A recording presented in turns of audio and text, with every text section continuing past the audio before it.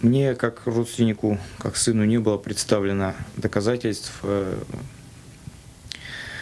подтверждающих именно такую причину смерти моего отца. То есть хотелось бы, чтобы защитить честь моего отца, чтобы его не считали человеком, которому вдруг внезапно на зоне совесть не дала жить, и он решил с собой покончить.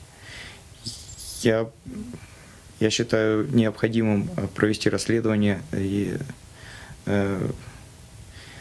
подтвердить выдвигаемую версию смерти, либо установить истинную причину его смерти, поскольку очень много непонятного, недоказанного, необоснованного. Даже вина моего отца не была доказана.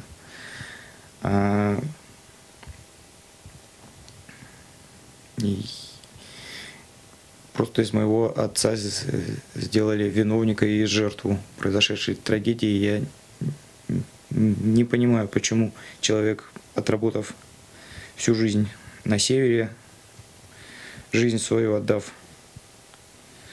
добыче угля, так вот бесславно погиб и посмертно